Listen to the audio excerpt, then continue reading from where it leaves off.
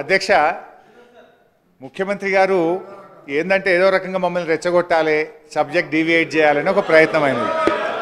అధ్యక్ష అసలు క్షమాపణ చెప్పాల్సింది ఎవరు అధ్యక్ష?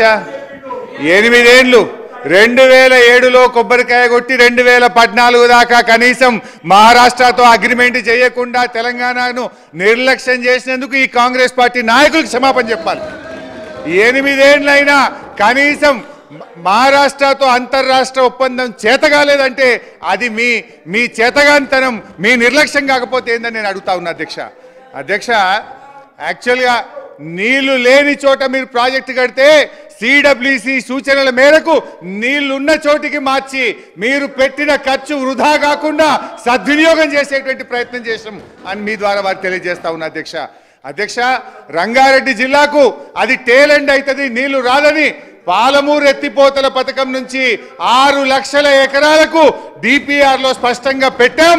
ఇవాళ రిజర్వాయర్లు అయిపోయినాయి, మీరు కాలువలు తవ్వుతాయి. ఎందుకంటే మొన్ననే మనకు నీటి కేటాయింపులు వచ్చినాయి, ఎన్విరాన్మెంట్ క్లియరెన్స్ కూడా అయిపోయింది. ఆ ఈసీ తెచ్చితే ఇవాళ కాలువలు తవ్వుతే రంగారెడ్డి జిల్లాకు 1 ఏడాదిలోగా నీళ్లు తెచ్చే అవకాశం ఉంది. ఆ పని చెయ్యండి అని చెప్పి నేను మీ ద్వారా వారికి మనవి చేస్తా ఉన్నా అధ్యక్ష.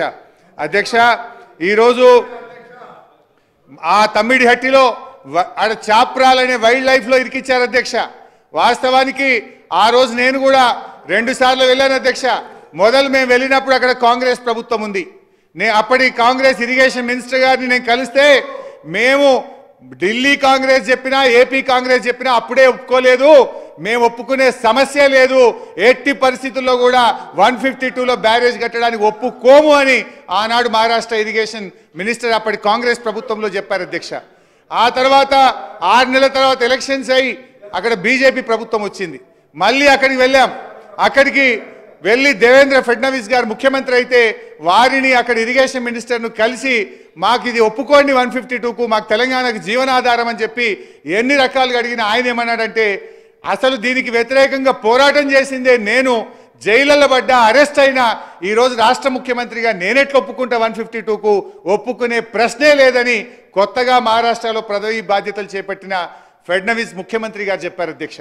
స్వయంగా కేసీఆర్ గారు కలిసి మేము కలిసి అన్ని ప్రయత్నాలు చేసిన తర్వాత ఒప్పుకునే ప్రశ్నే లేదు అని చెప్పి ఆ కొత్తగా వచ్చిన ప్రభుత్వం కూడా చెప్పిన తర్వాత ప్రత్యామ్నాయం లేని పరిస్థితి. 7 ఏళ్ళు మీరు సమయం వృధా చేశారు.